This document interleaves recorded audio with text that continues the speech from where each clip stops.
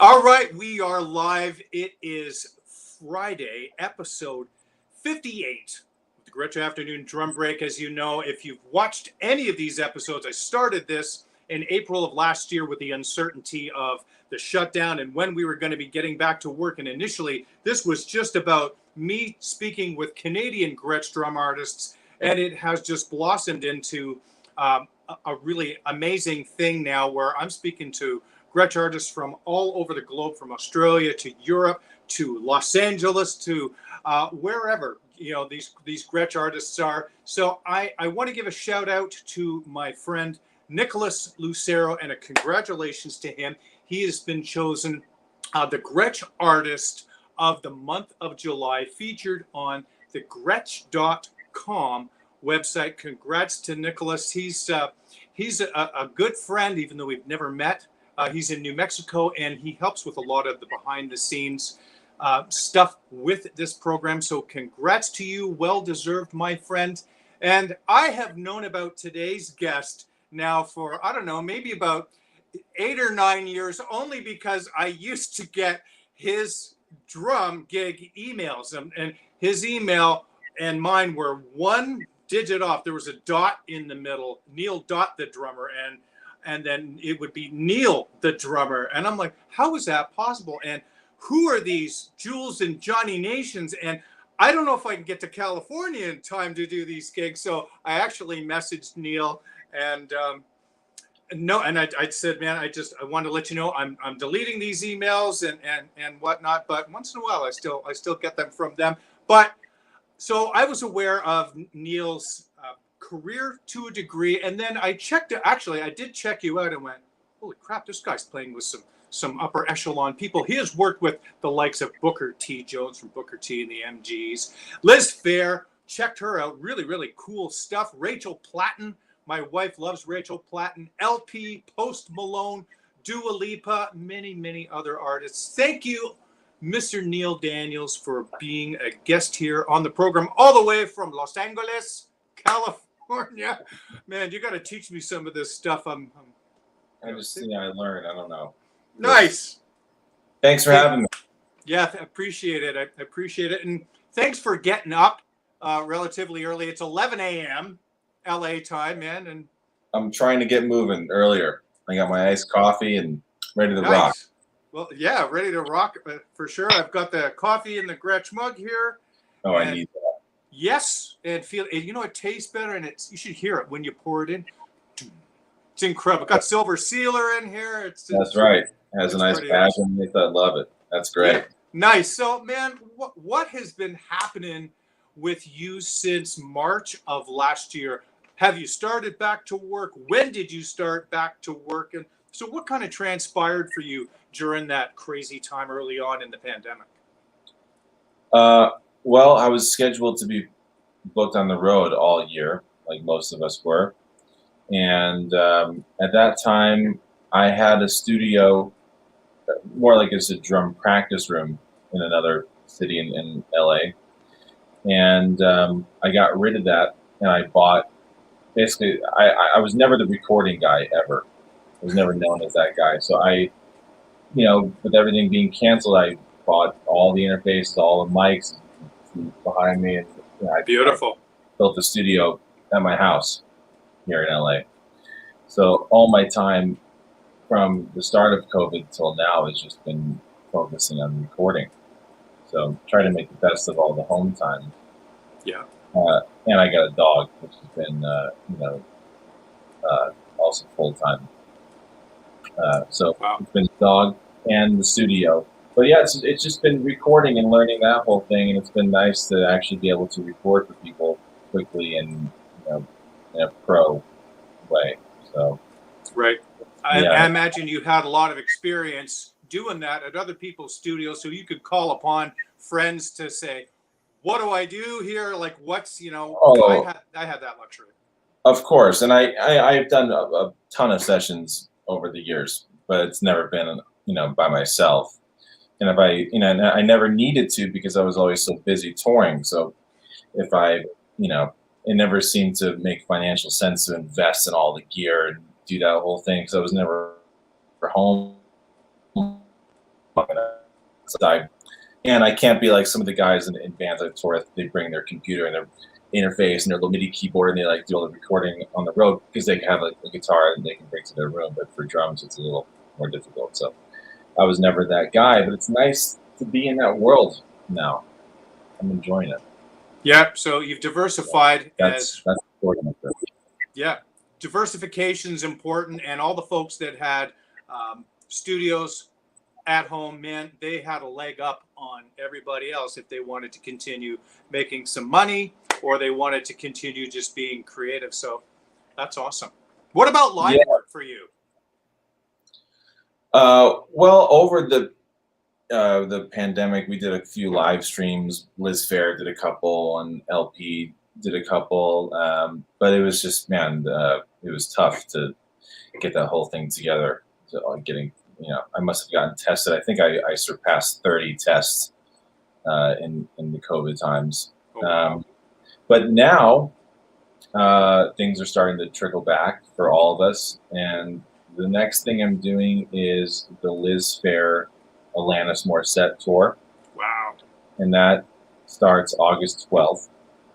And then that runs until October, and then I go right to Europe with LP until the end of the year. So, that's amazing. What a great situation. So you survived, and then in another month or so, you're going to be actually making income and getting out and doing it again, Yeah, it's going to be nice. So starting next week is all rehearsals and getting back in the swing of things. And I'm like learning songs again. It's weird. It's a skill. I forgot how much of a skill that is to learn songs really quick. Yeah. Yeah. Wow. Tough, but yeah. Any Canadian dates? Anything coming up with Liz? That's a good question. I don't know if that tour is coming to Canada at all. We must be. But yeah, I hope so. I don't remember seeing anything on there. I remember Alanis canceling a couple of dates in Canada, but I hope so because I always have a good time. And going to Montreal, my first stop is always Schwartz's. Smoked meat, and then I'm always playing a little slower at the gig after that meal. Oh man, that's quite the place. I love Montreal. It's kind of like Europe. Got that European vibe and stuff there. And Schwartz's is a staple. You got to go there, man. Yeah, sorry, I just immediately go to my mind goes to deli food when I. Oh, you're killing me now, man. Yeah. That's a separate interview. Yeah, nice. So let's go back to have a sip of your coffee, your iced coffee, and cheers. Thank you, everyone, for tuning in. We have our friend Adrian all the way from San Juan, Puerto Rico. He says he's trying to loosen up and not think about the hurricane season too much. Well, I hope things are okay with you, Adrian, and really appreciate you tuning in every week and commenting. So awesome. Gretch supporter all the way in San Juan. I've never been there. Have you played Puerto Rico before? I have, yes, but I'm trying to now think of who with, but definitely have been and hope to go back. Yeah, amazing. Speaking of going back, let's go back to the very beginning. Where were you born, and how old were you when you started playing drums? I think you were pretty young, right? Yeah. Okay. So born in Queens, New York, raised in Chicago, Illinois. Moved to Chicago when I was about 5 or 6. My dad back in the day was a drummer, but not full time. So he was more of like a percussion, but played drums since he was a kid. Actually, here I have this. I have framed pictures of my dad when he was really young. Wow. Playing drums somewhere.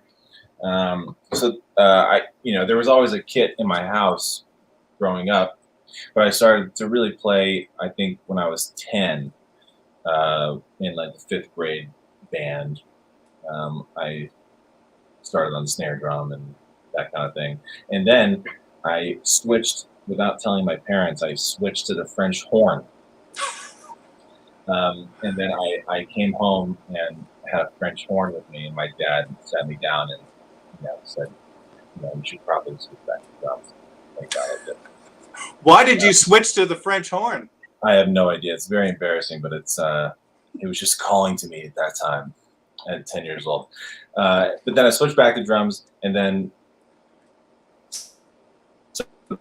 I stayed in band until high school, where I didn't think band was very cool in school, and then I started to have my own bands. But at that time, I was playing guitar, playing metal guitar, really into like Slayer and Metallica and Pantera.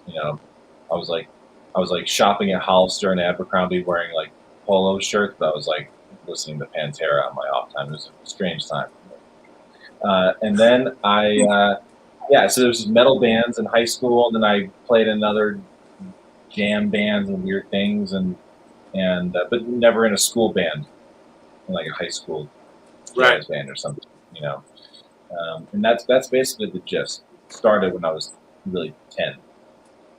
That's wild. So how did you learn how to play drum stuff? How did you learn drum beats? Would you learn by ear? Any formal instruction at all? I had a couple teachers. My dad tried to show me some things, but as like a angry kid, I would never learn anything, and I had a teacher early high school who was not good for my playing because he had a massive, great guy, but he had a massive kit, like a Terry Bozzio thing. It was totally nuts, and it was super like chop oriented, and I just I was really into that back then. And then shortly after high school, I went to a community college of Lake County, and I studied with a guy named David Jennings, who was the jazz teacher there. And he was the one that really kicked my ass and told me all the things that I really needed to know. And he was the first one that told me about the LA Music Academy, which was the school I went to in Los Angeles. But he was really the one that like told me my time sucked. I mean, like, I was, I could play like all these chops, but I couldn't hold a beat, for a minute. It was like my brain didn't even understand why that was important back then. I was just exposed to all these chops, and we can talk about that a little later. So David Jennings was my guru back then, and I don't even know if he's still teaching there, but he really changed my life and was the one that helped me out the most. That's neat that he gave you that message kind of when you were ready and when you needed to hear it the most. Yeah. And that's the most important thing. I always joke with my students. It's like, what's the number one job of the drummer?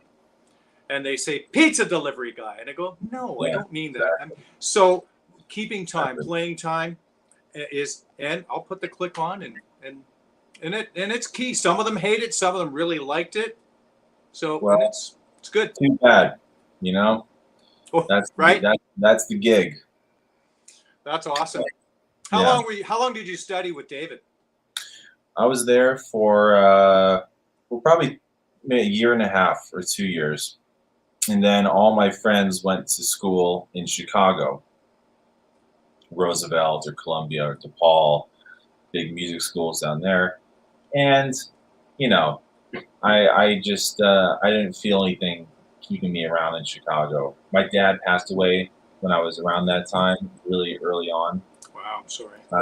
So it was like, my mom was like, you just got to go wherever, I just wanted to get out of Chicago. I just wasn't feeling anything keeping me around there. So I was the only one that went to LA, and I didn't know anyone there. And I, went to a room with someone I didn't know that was also going to school, and really just started truly from scratch, not knowing anybody. That's how it all started. But it was a big risk because, I wasn't even 21 yet. And wow. Yeah. So when I was like, my first gigs where I'm, scrolling through Craigslist, and then I'd borrow a friend's drum kit and then rent a car. And then by the time I got home from the gig, I would be, in the red, owing money. But whatever it takes. That's crazy. Yeah, absolutely. Yeah, it weeds out weaklings. That's for sure. I remember Jonathan Mover saying that this business will weed out the weaklings in a hurry, and it's true. What was Llama like for you? And who did you study with there, and what did you learn? Studied with, big calling for me was Ralph Humphrey. I was a big Frank Zappa fan back in that day. And those worlds back then. And so Ralph Humphrey, Joe Porcaro, may he rest in peace. God, man. I mean, Jeff Porcaro was one of my favorite drummers of all time, if not my favorite. Instead of me, Joe was a close second. And Dave Byer, who's a friend of mine now, he played with Melissa Etheridge and Kenny Loggins. And, the cool thing about that school is a lot of the teachers were always missing class because they were working still. Yeah. So it wasn't like they were just old. Even Joe Porcaro was 80-something and kicking ass doing sessions still. Everyone was still working, which kind of like, better than guys that were busy maybe back in the day that were just teachers and like stuck in their thing. All the teachers there were still working, and it brought a cool element of learning at that school. So. Those are the people to listen to, not the armchair drummer who hasn't done a gig in a decade or two. Yeah, I think so. Yeah, it was cool. What did you work on, or what were some of the things that they suggested or that you worked on when you got into school there? Like for me, like what they told me to work on? I mean, I had to really work on my timekeeping. That never came naturally to me, like keeping good time. And also because like the music I listened to and grew up on, I was like in the jam band world, and like things were weird, metal, sloppy metal. I like solid timekeeping was never like a priority for me as a kid. I never even, I had to really study that. So that was always a big thing for me. I was, even in music school, I was still trying to do all out of this independence, left foot clave, this nonsense of like, so distracting. But I was just going through the motions of all, what they were teaching, independence things, and hand sight reading classes, reading this and reading that, and I was just trying to soak it all up. But towards the end of the school, I was gigging a lot. Right. Whereas all the other kids in the school, friends of mine were just still doing class, but I had already moved twice away from Pasadena when I was living in North Hollywood, and I was just trying to like really hustling to get out of learning. I just wanted to get out and play. Yeah. It sounds like you haven't had a burning desire from the get-go to just go and do it. Well, I just didn't have any money. I mean, there was really no choice. That too, I guess. Getting like one taco from the taco truck, and then I remember this taco truck in the parking lot right next to my school, next to Llama. They had great tacos. They were like $1 each or $1.50. They had this massive thing of beans, this gross pool of beans. I would get a taco, and then I'd get a big scoop of beans, and then like mix it in with all it. So I would just get one taco. That was my dinner for 2 years, was just one taco. And, that's crazy. And it's so funny that you say that the timekeeping thing didn't come natural to you and wasn't anything that you focused on. And yet, when I look at the list of these artists that you're playing with, it's ridiculous to say that, because this is kind of what's required of you as a musician. And I think that's amazing. So who were your drum heroes then? Let's have a little list of who you were digging. Well, it changed. Back in early high school, in my hippie or jam band phase days, I really looked up to guys like Chris Myers, who was in a band called Humphreys McGee, who's gotten a lot of notoriety now. But back then, he was a guy I really looked up to. And then I started to get a little more angry towards middle high school, so I started listening to more metal. And then I was like, Dave Lombardo, Lars Ulrich, only from 1989 to 1993. And more metal guys, and then started listening to more of the grunge '90s things like Eric Kretz, Stone Temple Pilots, Cameron, and Sean Kinney, Alice in Chains, guys like that. But the older I got, the the older I look back, and now I'm influenced by more guys older guys like Jeff Caro, for instance. I really dug deep into his catalog and reading his book right now, and the Robin. Yeah, that's awesome. That book. Yeah. And yeah, it's really ever changing. There's not like one guy, that I'm listening to, but I was definitely like throughout high school. I was like listening to so many different things at different times, but I dug really deep into specific things, and that really shaped my playing. But unfortunately, none of the guys that I really dug deep on early on were like timekeeping guys, so like chops and weird things. So again, I learned later that the groove focusing came later. Right. What do you work on now when you practice, if you do practice much? I don't really practice that much. Most of the practicing is just learning songs and practicing. Honestly, now, like today, I'm practicing literally just playing hard again. Right. Like playing sets because, with Liz, I'm competing with 3 guitars and there's no click, there's no tracks, wedges, loud, rocking, which is great for me. It's my favorite. And so I'm just practicing hitting really hard again and getting in that world. But now that I'm recording a lot nowadays, I can, I'm practicing, my, Pro Tools chops and it's nice to always be able to practice now with a really great in-ear mix. Right.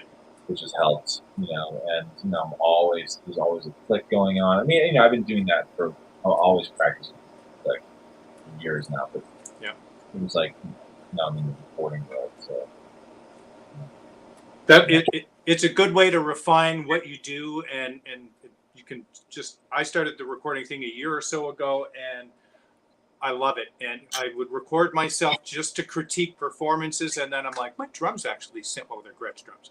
They actually sound good in this room, and it's really nice to put on a track. Now people are starting to say, well, can I send you some stuff and some music and you put some drums on it? And they're just demo, quality. It's not high end stuff, but it's nice to say, yeah, I can totally do it and not go, man, or cringe.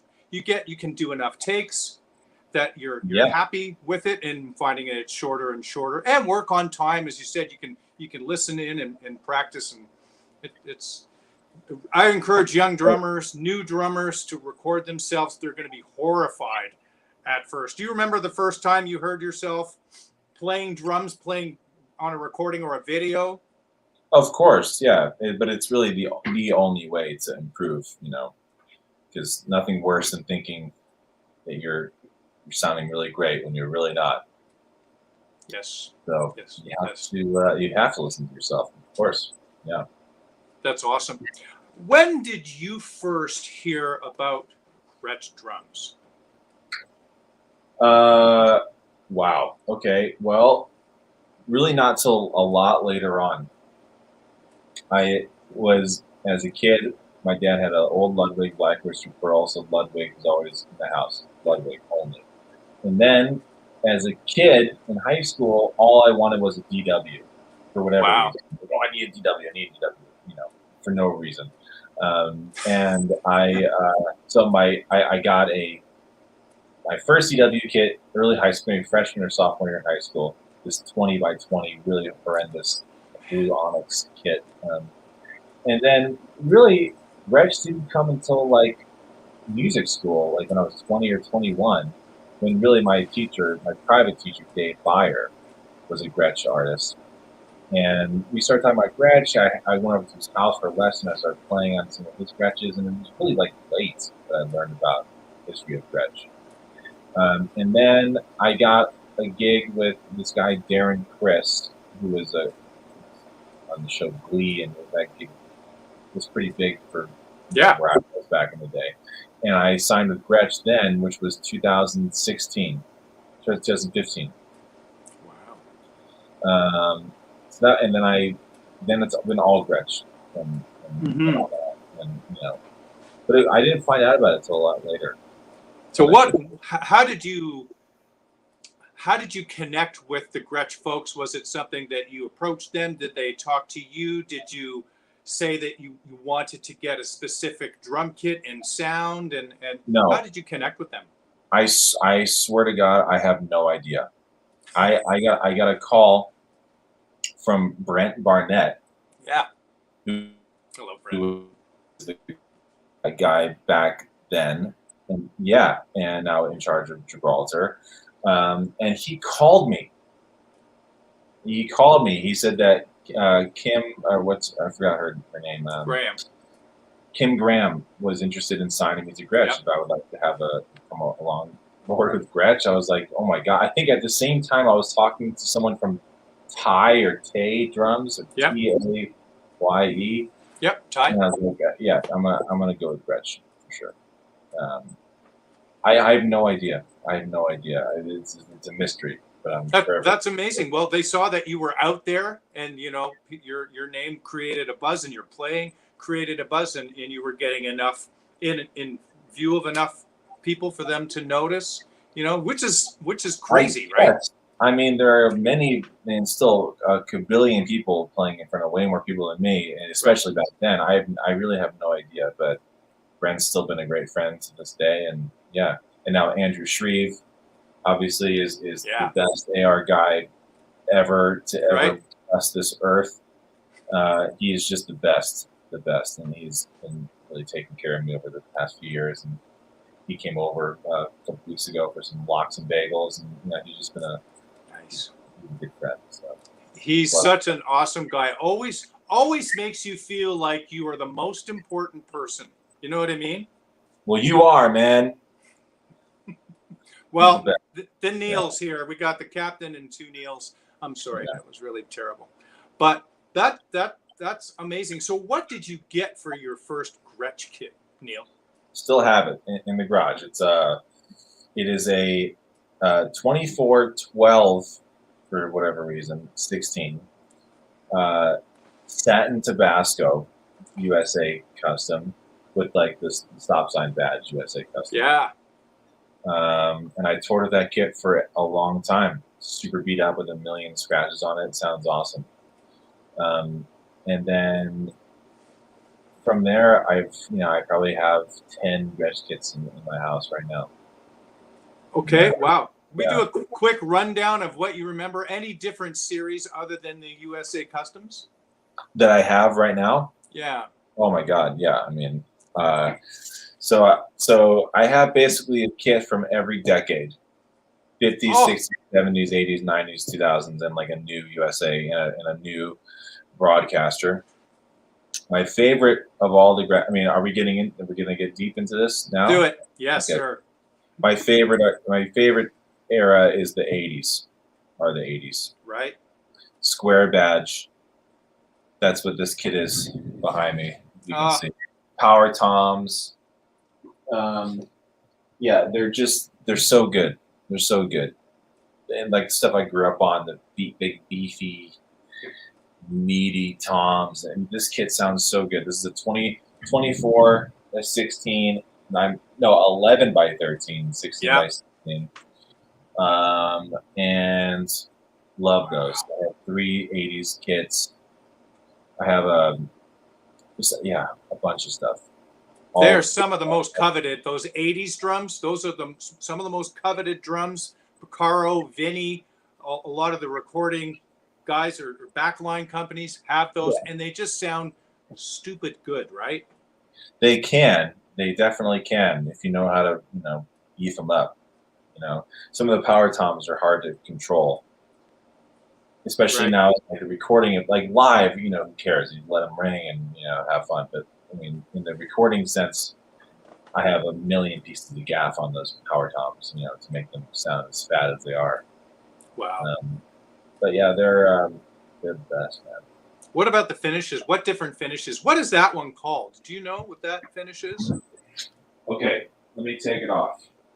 This is a, I don't know what this was, because now it's a little, it's like it's like a orangey pink thing. Look at that. Wow. just Oh, because yeah. those shells are so thin and they resonate with pins. Oh, cool. With pins. With the what? You got pinstripes. Oh, yeah. Well, okay. Interesting fact is that I think all Gretsch, I could be wrong, but I'm pretty sure I'm right. All Gretsch kits in that era came stock with pinstripes. Wouldn't doubt it. Wouldn't doubt it. Maybe Lucas would know, or of Left the course. factory when they Wow.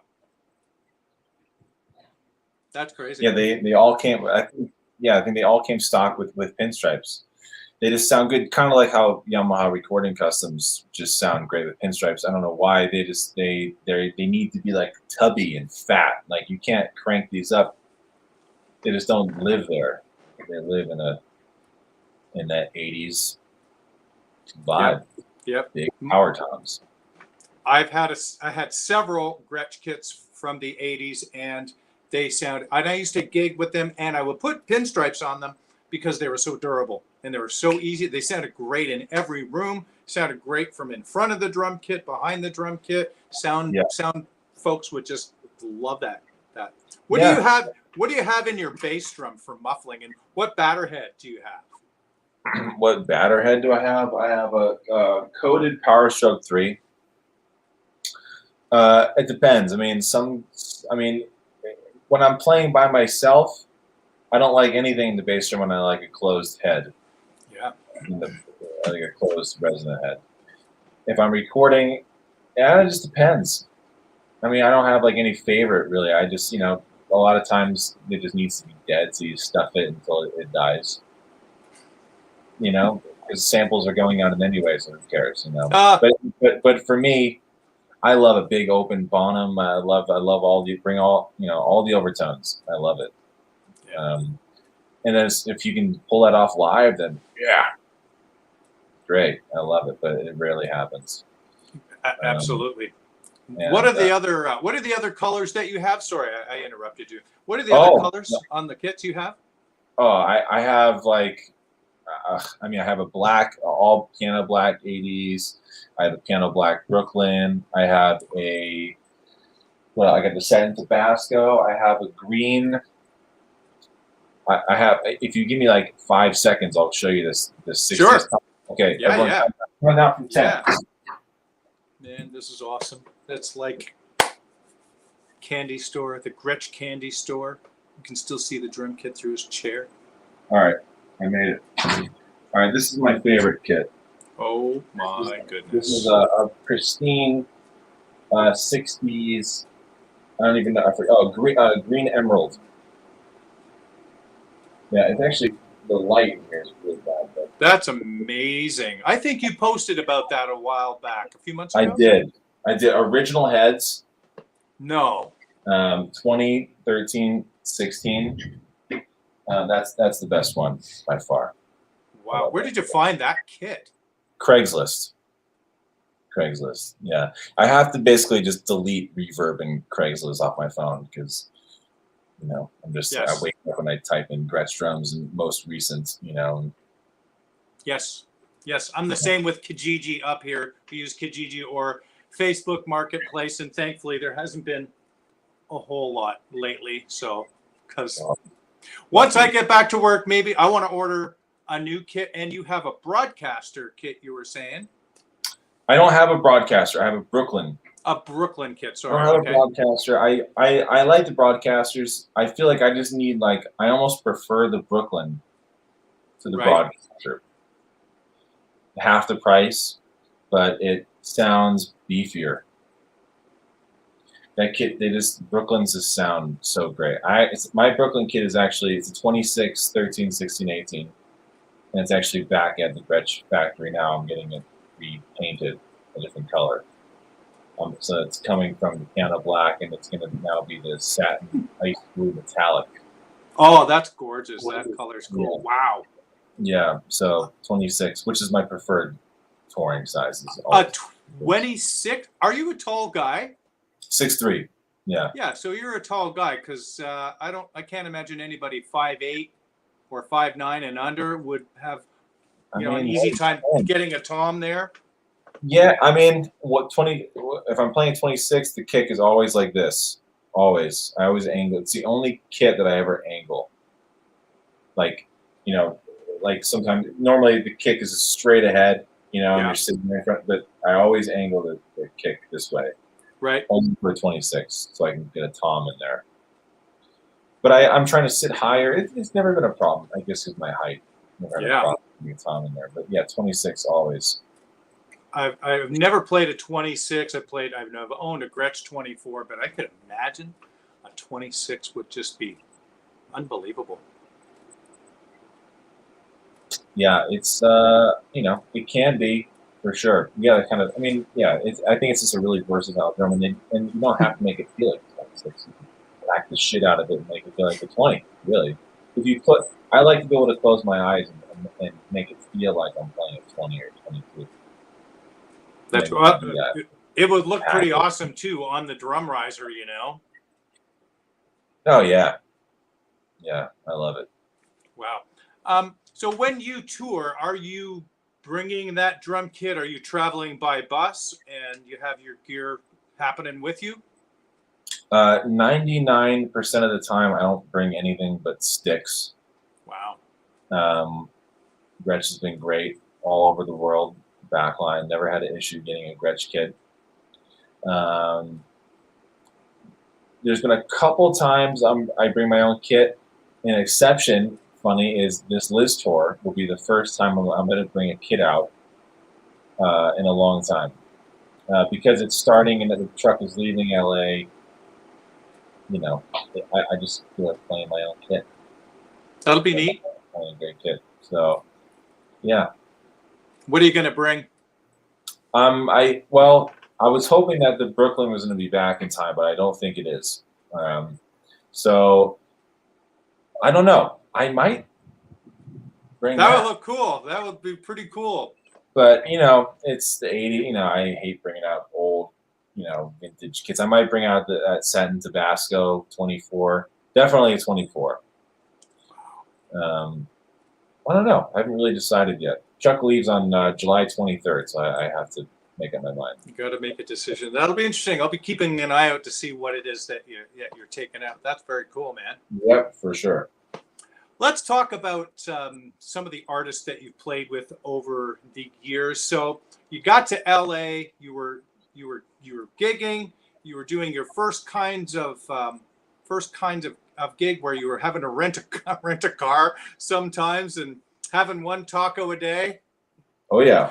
But so who are some of the first artists that you played with, and how did that parlay into a professional career? Who were some of the bigger or more well-known artists that you played with? Okay, well, the first one was Darren Criss. I played a free gig on Craigslist with a girl named Jessie something. We played at the Mint, and we were opening for Darren Criss, who at that time was not on the show Glee. He was just a guy. Right. And literally, I mean, again, it was one of those weird, this would never happen ever again. But he saw me play. His drummer was not very good at that time, and he basically stole me from the gig. The bass player that I was doing the gig with on Craigslist was also playing with Darren, and I ended up playing with him, the next week or something. And then the first gig I did with him, we got the call that he was going to be on the show Glee, which he was one of the main characters, and his whole career totally blew up basically as soon as I joined the gig. So all of a sudden I was playing with this guy that was like, number one, most searched Google. He blew up overnight, right? And now he's gone on to do a million TV shows and he's kicking ass. So that was like the first gig, but that immediately skyrocketed and gave me like a little, clout or whatever. And after that, it was like with B. Miller. That was probably the next gig I got. We did a tour opening for Selena Gomez, and then the musical director of that hired me to play with a girl named Dea, who was big at that time. She had a song out, Chainsmokers, or one of those, and then just kept snowballing, and got the Rachel. After that, I think came Rachel Platten. Mm-hmm. And that was like the first big, like, real touring, headlining touring gig that I had. And yeah, I mean, just one after another, just, really, you get a gig, it can end, but, that's where, like, being, like, a cool person and, like, just showing up in more ways and being on time, being prepared. Yeah. Someone's going to hire you for something else. And if nothing comes out of something, you're probably doing something a little wrong. You should be making a ton of contacts for every gig. And I was just so in hustle mode and still am.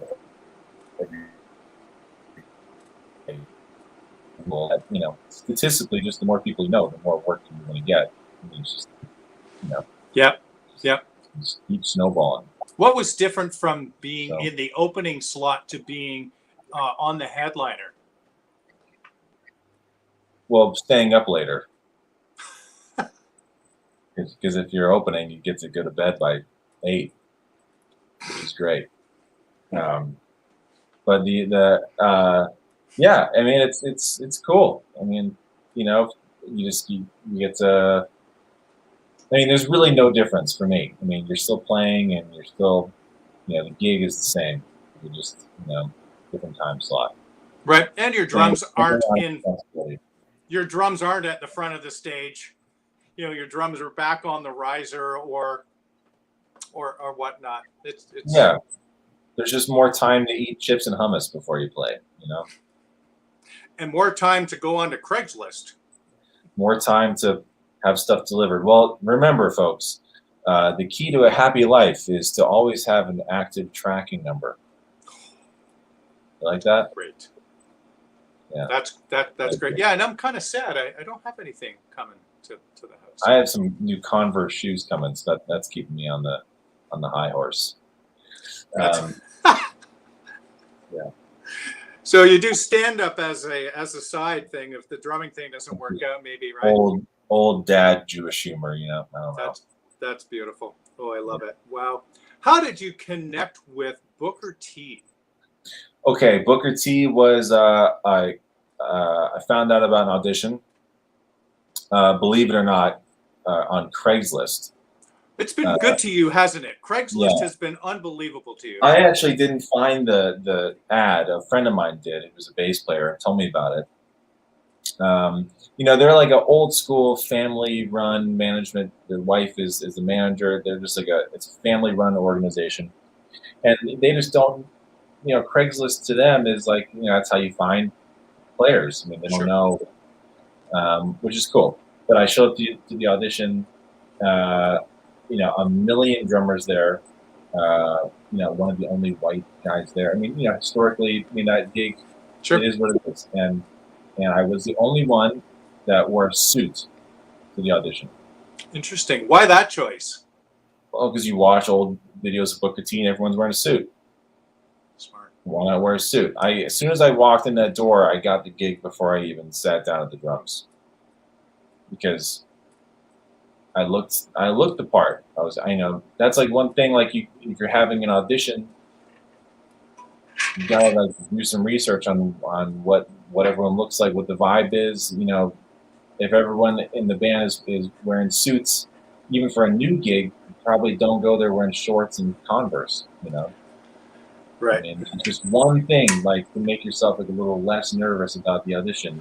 Look the part, and then all of a sudden you have an edge on everybody. It's like just little things can help you with your confidence. Very smart. And then we played Green Onions and Hip Hugger and Time is Tight the audition, and Green Onions doesn't have any crashes in the whole song. Right. In the recording, so I didn't play any crashes. Tight hi-hats, no, just I brought the right cymbals, and then got the gig. It was great. Wow. What kind of playing did you do with him? Did you do several gigs or just a few? A bunch of stuff. We toured a lot together, and a lot of festivals, blues fests, and we traveled all over the place. Yeah, that's phenomenal. He's a badass. What kind of feedback did he give on your playing? He told me once that Al Jackson would be proud, and then man. was like the best compliment I've ever gotten from anybody. You can quit the music business now, man. I know. I'm truly not worthy. I mean, honestly, because Wow. I feel like there are a lot of people that could do that gig, but I was just in the right place at the right time, and it's tough. I mean, that gig requires. There's also obviously no click and there's no tracks, and it's very Thankfully. very balanced. Yes, and it just requires good timekeeping. Wow. And here we go. And a really just like awareness of what's happening. And that gig is like minimal, and the more fills, the less chances you're going to get called back. So yeah, we played a lot.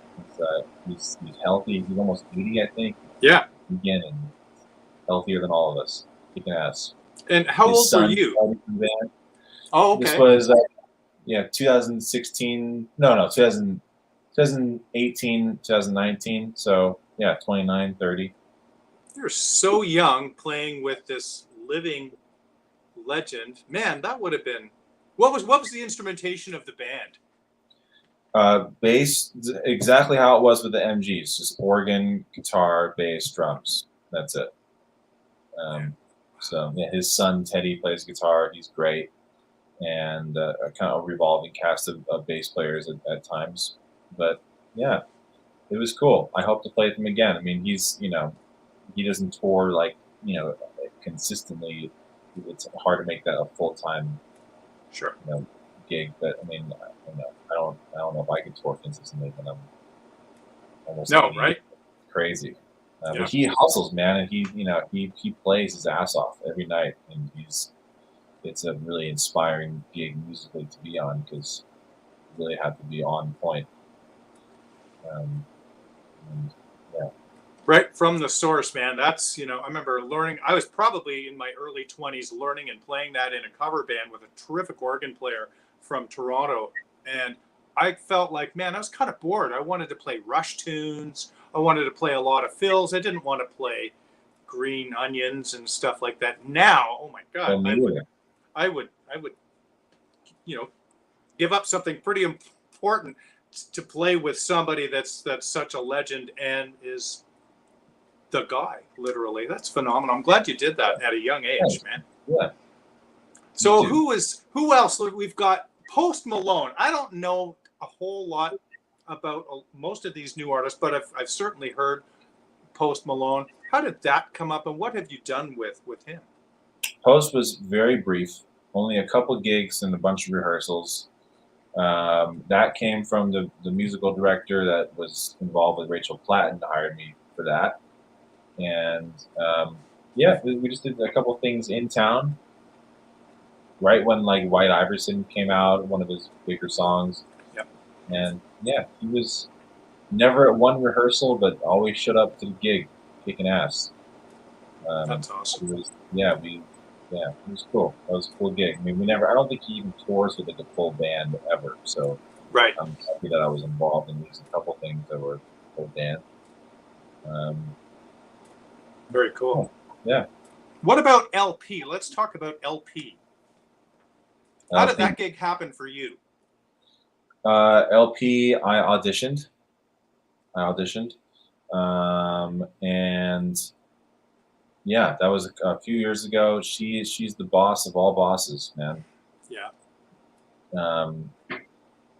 That's that's the main gig. We tour all the time, and next year will be pretty full with her all year. That's incredible. So how do you balance being a freelance drummer and having different tours come up? Do you find that it's difficult to kind of make time for everybody, or are the tours short enough now that you can kind of manage that?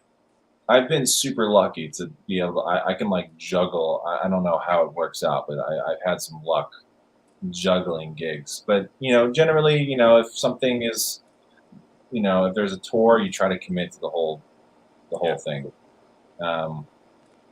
Can you keep the screen talking? I have to run. I have to go to the bathroom so bad. You talk. Sure, man. I got to take like a 30-second pee break. I'll be right back. Sure. All right. You never know what's going to happen here at the Gretch Afternoon Drum Break. Let's hope that chair moves a little bit more here. We get a look at that beautiful drum kit. Hope everybody is doing well. It is full-blown summer here, 90 minutes north of Toronto. It's just gorgeous out. And it is, oh man, what is it now? It is 75 degrees, which is it's a little bit cooler than probably where a lot of you folks are watching, but it's beautiful. Everything is green, and gigs are starting to come back. Second vaccine was today, and have a bunch of gigs lined up for a little bit later this year and rolling in for next year. So excited for that. And I'm wondering if you folks out there that are watching, if you are going to see live music, or are you gigging? Do you have gigs lined up? If so, let me know what they are. And I also wanted to announce that there will be a brand new website, the Gretch Afternoon Drum Break website, and there will be a launch for that in the coming weeks, so stay tuned for that. And I appreciate everybody tuning in every week and asking questions and watching, and even and please, like and share. So there we go. Thank Much you. better. I'm trying. You have a I'm trying microphone to. in there? Oh, what's that? You have a microphone, a boundary microphone in there. It was. You got good pressure, my friend. Thank you. Thank you. I'm trying to drink a gallon of water a day. It's part of my new. I'm trying to implement certain things in my new touring diet. A catheter. Jesus, man, I mean, it's rough. It's a lot of water. Kenny Aronoff drinks about a gallon a day. I remember him telling us at a clinic. He goes, "Oh my God, how old do you think I am? Does this look like the body of a?" I know. He would say that. Yeah, I'm trying. It's tough, but it's man. Are you exercising? Are you doing anything? Have you changed up the diet? Yeah, I'm trying to do this blood type diet thing right now. Yeah. Where my blood type lends itself more towards a vegetarian lifestyle. Yeah. Which is tough for me because I could just eat pastrami sandwiches all day and Jewish deli food. But I'm trying to do more veggies, and it's not really like a diet. I'm not trying to lose weight, but I'm trying to eat certain things, and it's hard on the road, especially we were talking about LP, but she travels a lot in Eastern Europe, and 90% of the time we're out of the country. Wow. So dieting is tough. We're trying to eat certain things, in Irkutsk, Russia, or something at midnight. I have to just take what you can get.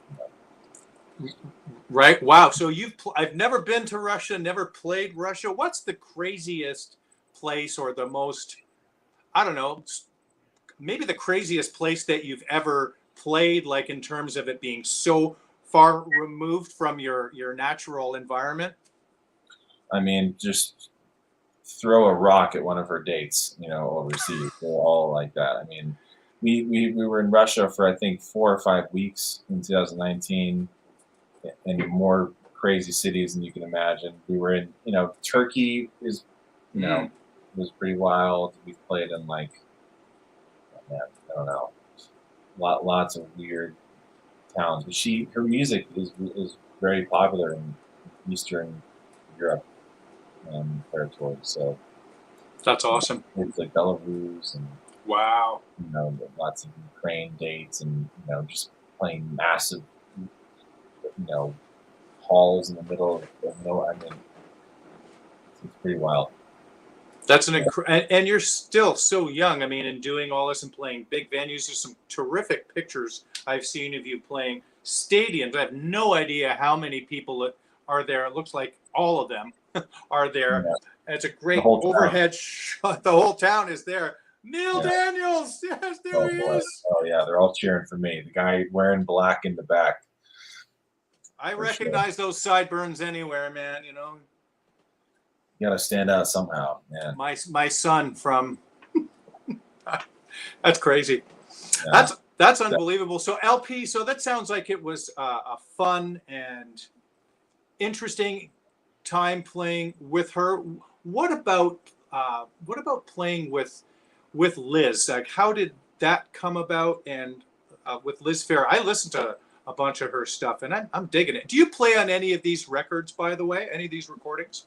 Nope, none of the band plays on her records. It's all done by Brad Wood, who's her producer who produced Exile in Guyville, her big record, and he plays everything, which is great. He's great. I didn't audition for Liz. I got recommended by a friend of mine who who plays in the band that we toured together a bunch, and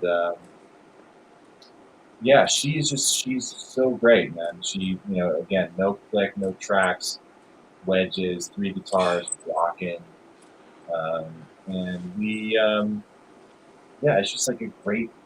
That band is like, there's no musical director. It's just Liz Phair.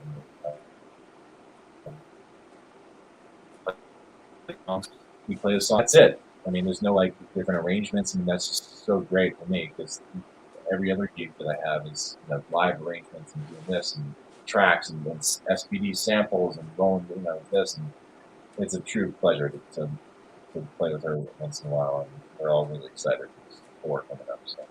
So what do you use for ear protection? Because wedges can just be brutal on your hearing. Well, for that gig, I'll probably still use my in-ears. Okay, good. Just as ear protection. I'm just so used to wearing my in-ears anyway on every gig that I just wear them.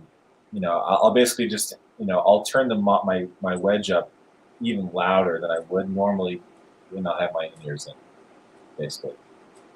That's it. I mean, those are just like high-end, earplugs at that point. Wow. It's kind of nice to have a little bit of that, of the bottom end or some power behind you. Do you have anything for like a subwoofer thing, or for your kick drum going into your throat? I know some drummers dig that. Yep, that's another company that I'm with, Porter and Davies. Wow. I use those live, which is basically this a new version of the butt kicker. Right. But even with that, no matter on what gig, if I'm using it, there's tracks and audio coming through my in-ears, I'll use the Porter and Davies with the sub and a wedge, because I like to have, like, if I'm playing SPD with LP or something, I like for that stuff to come out of a wedge. Okay. I like to hear that.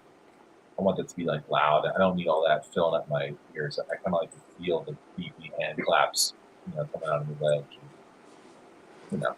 That's just personal preference. I'm sure, some gigs.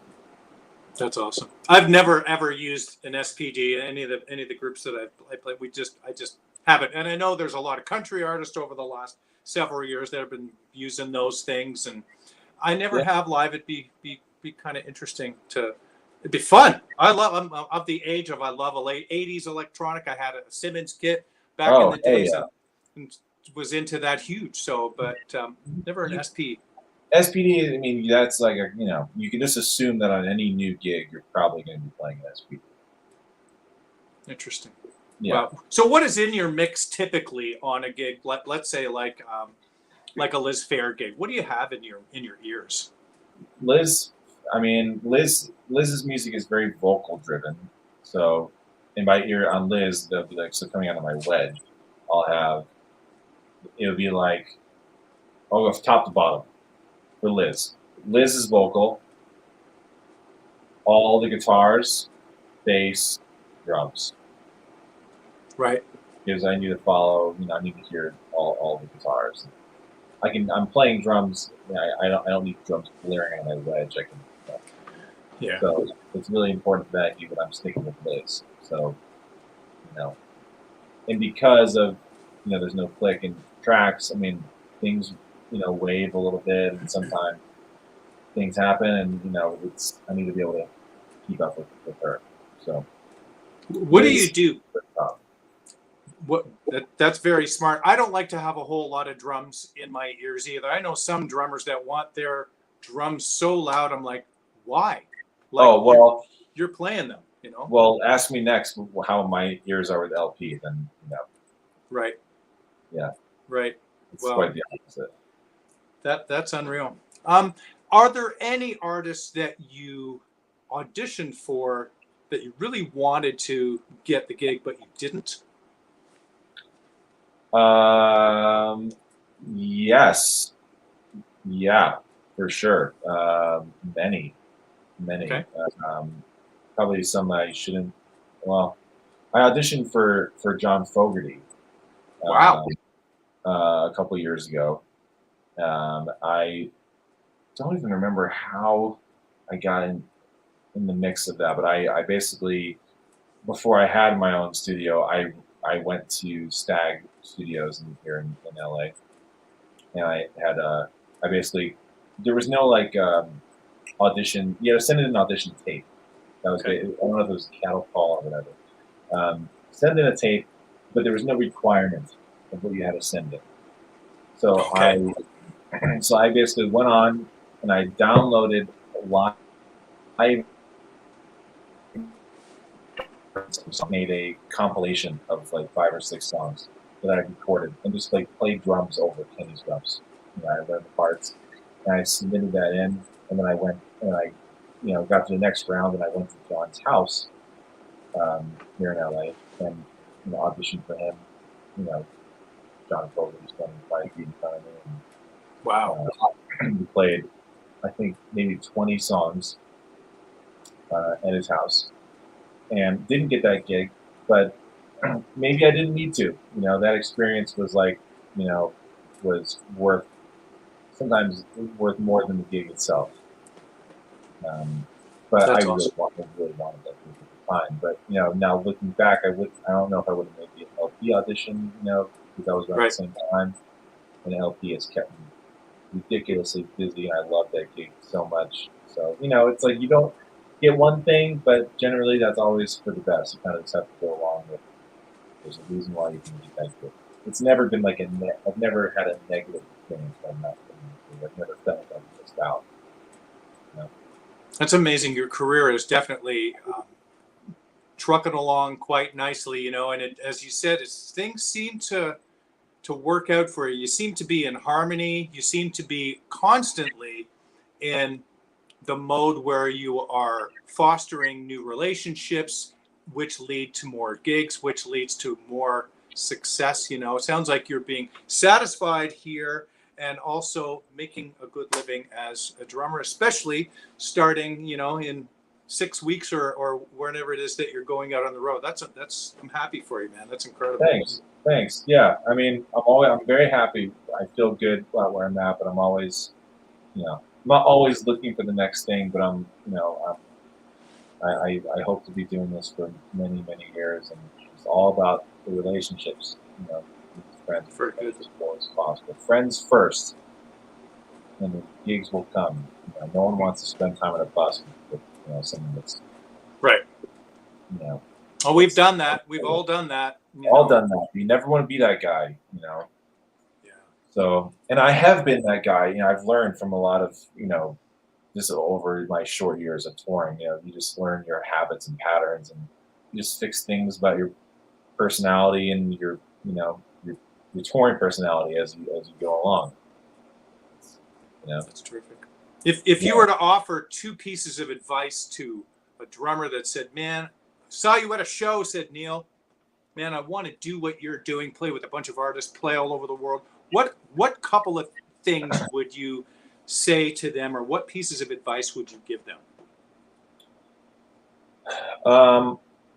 Well, I would first ask them where they live, and if they're, I would say if they're living in Missoula, Montana, my first piece of advice would be to move to a big city, New York or LA. If you're trying to be in pop music, you should probably move to LA. The Post Malone world is not going to look for a drummer in Missoula ever. So, I love Missoula, by the way. One of my favorite cities. I don't know why I use that as an example, but I would tell them you got to move to a big city, and to don't get sidetracked by all the Instagram chops and things going around, because that is probably the most distracting thing you could do, and the most distracting thing you can pay attention to. I mean, truly the best advice is the less notes you play, the more gigs you'll get. Right. For me, I mean, I mean, I know it doesn't apply to every gig, obviously. You need to be able to play fills and chops sometimes, but the ability to really hone in and play simple will get you more work than any chop will ever. And I truly believe that. So That's terrific. Terrific yeah. advice, man. You're definitely older than you are in years, you know, with your spirit and your personality, and Thanks, man. you're really fun, and I wish you all the best going forward. And thank you so much for taking this time with us. I've been really excited about finally getting to well, sort of face to face, screen to screen, actually, you know, hear your voice and get to know your story, and appreciate that, man. This has been really fun for me. So thank you. Thank you, man, for reaching out. I really appreciate it. I'm happy to talk to you. Any fellow Gretsch lover is, you know. That's right, man. It's great to meet. Thank you. Really appreciate it. You're welcome. All the best to you, and stay safe touring, and have a great time. It's nice to actually say that, you know, because it seemed like that was not happening anytime soon over the last while. So break a leg on your gigs, man. It's going to be fun to watch you on socials as those gigs happen. So thank you so much. And everyone, stay tuned. Next week we have episode 59 happening, and we will announce that guest next week. And thank you to Neal Daniels for being with us today. And you take care of yourself, my friend. And we'll see you all next week. Yeah. Thanks, everybody. Thank you.